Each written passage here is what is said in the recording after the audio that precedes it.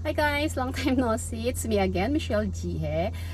Yun guys, may share ako sa inyo ngayon about sa OWA membership. Yung invite ko kasi is expired na yung OWA membership niya.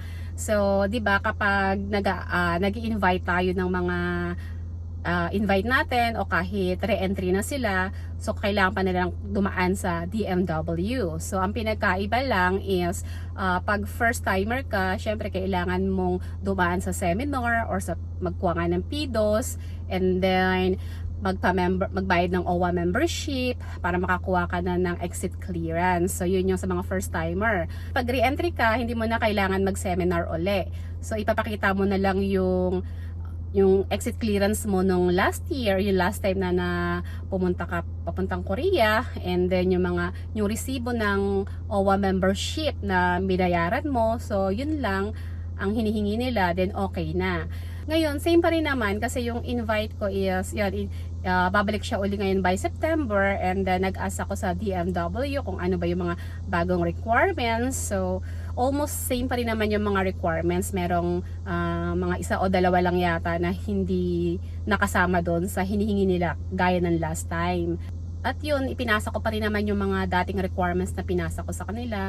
So, nakita nga nila doon yung OWA membership is mag-expired na ngayong September. So, kailangan daw na i-renew ko yung membership. So, kailangan magbayad para ilabas yung exit clearance. So, may dalawang way kung paano mo i-renew yung OWA membership mo. So, either via online or pupunta ka mismo sa center o DMW sa time na kukunin mo na yung exit clearance. So, kung malapit-lapit ka, pwede mo na lang din kunin yung exit clearance mo, isabay mo na doon sa pagbabayad ng OWA membership. Pero kung malayo-layo ka naman at busy ka, so medyo hassle, kaya idaan mo na lang sa online.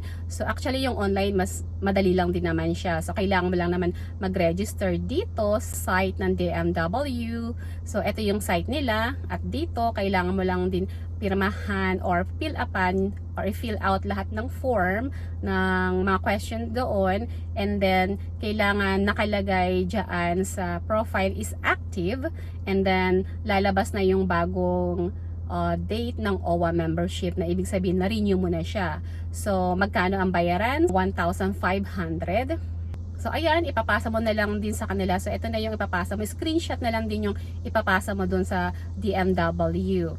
I-wait mo na lang din yung exit clearance. So yung exit clearance guys, so same pa rin yan katulad ng dati na 3 days before ang flight mo. Kasi hihingiin nila 'di ba yung airplane ticket mo. So kung kailan yung flight mo, example kung ang flight mo ay September 1, so 3 days before ng September 1 lalabas na yung exit clearance mo. Bibigay din nila yan through online. Pero kung hindi ka magre-renew ng OWA membership via online, kung pupunta ka doon, so yung time din ng releasing ng date ng exit clearance mo, so doon ka na rin pumunta at magbayad ng OWA membership, pwede yun. Pero kung busy ka nga, so pwede ka mag via online, and then kapag nag-online ka, so online din nila ibibigay sa iyo yung requirements ng exit clearance. So pag nakatanggap mo na yung exit clearance, so ayun, same before ng process, makakaalis ka na.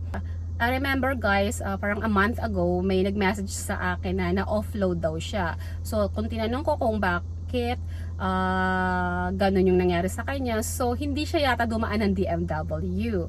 So parang siguro kumuha na siya ng visa, bumili na siya ng ticket. So dahil may ticket at may visa na siya, so alam niya pwede na siyang mag-flight. So pagdating sa immigration is na offload siya. So, dati guys, mga 3 years ago, I'm not sure, wala pang DMW, diba? So, ang gagawin lang, kukuha ka lang ng visa, tapos bibili ka ng ticket, then pwede ka na mag-flight. Kasi yung una kong invite, ganun yung sitwasyon. Pero nung second na balik niya, doon nagkaroon ng DMW. So, kailangan talaga natin dumaan sa DMW.